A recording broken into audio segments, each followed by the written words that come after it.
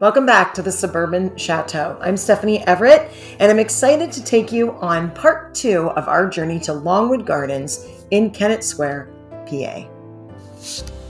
About 20 years ago, Steve and I had the incredible opportunity to see Longwood Gardens for the first time. We went with some friends that were also gardeners and interested in gardening, and they just told us how much we were going to love Longwood Gardens. My love of history and, of course, some of the Victorian flair, turn of the century, really melded together with my husband's love of plants, and we just really and truly enjoyed going to Longwood Gardens over the years.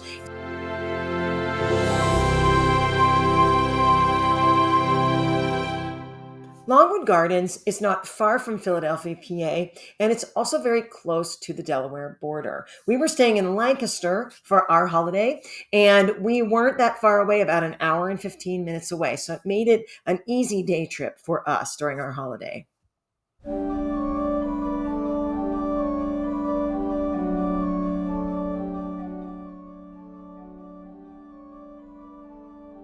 One of the things that also draws me to Longwood Gardens is its commitment to music. And it's almost stunning to imagine, but there is a 10,000 pipe Aeolian organ that is located right in the middle of the beautiful conservatory at Longwood Gardens. And Pierre DuPont had that installed in 1930. There is quite a display that is associated with that organ on the grounds of Longwood Garden. And you can see right here that they have some glass panels where you can actually watch the back of the pipes to that organ as they perform and as they play. And there's quite a nice display here, almost a museum quality, that explains all the parts of the organ. But again, you can see all the little areas of the organ. There's an odor console that was used in that grand organ in Longwood Gardens. In addition to organ concerts and other musical performances, if you had seen our first part of our Longwood Gardens video, it also had to do with the fountains and how the fountains were put to music. So that is another aspect of the music that just draws me personally towards Longwood Gardens. One of the other things I really love, and I mentioned it in the first video, is the beautiful carillon bell tower. So if you're going to go to Longwood Gardens, I would highly recommend walking up that bell tower and checking out that carillon. It is fantastic, and it plays all kinds of tunes there as well. So for me, I'm really fascinated with the musical aspect of Longwood Gardens.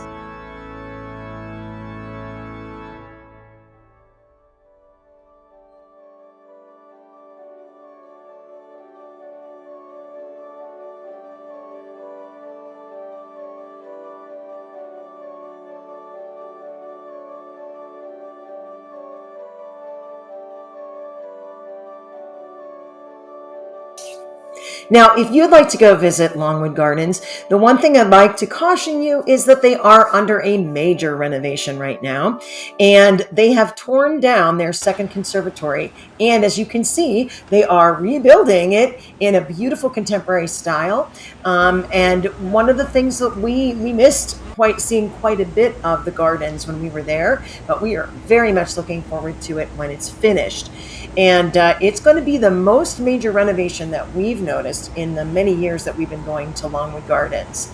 I absolutely love the way they bring these hanging baskets down to water them, and they bring them into a water garden with a pulley system. He's able to water those plants and then pull them back up. And I guess the engineering of that is just so fantastic to me. Anybody who's ever watered hanging plants knows what a nightmare it is. But to have them lowered on that pulley system, and then they're raised back up once they're watered and they're ready to go. So I've always just found that very interesting.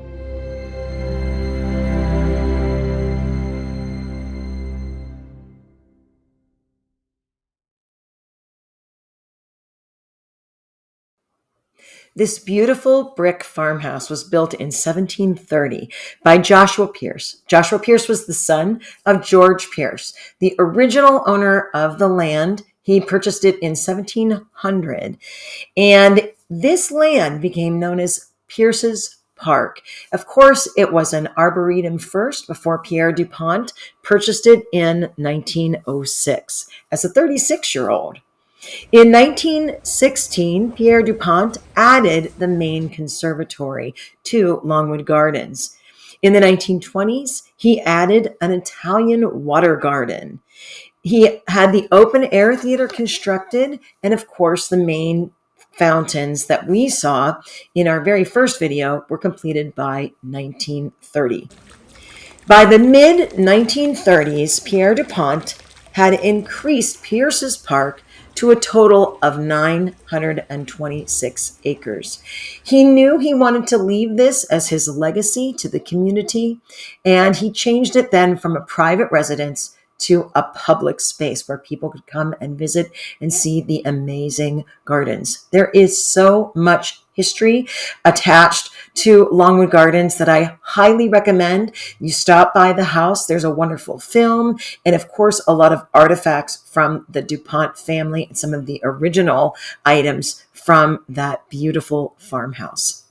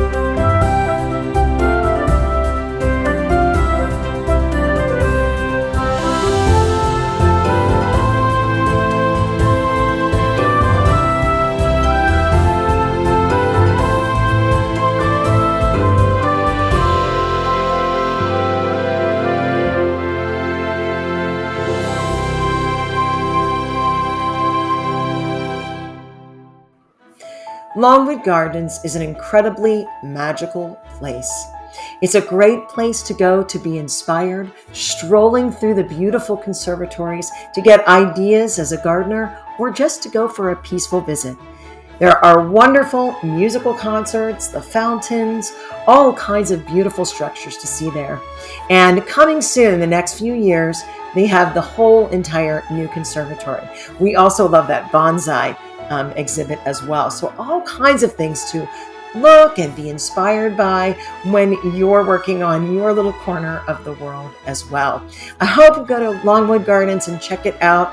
I just can't tell you what an amazing experience it is. And I think we just scratched the surface really in today's video, but I really want to encourage you to get to see Longwood Gardens.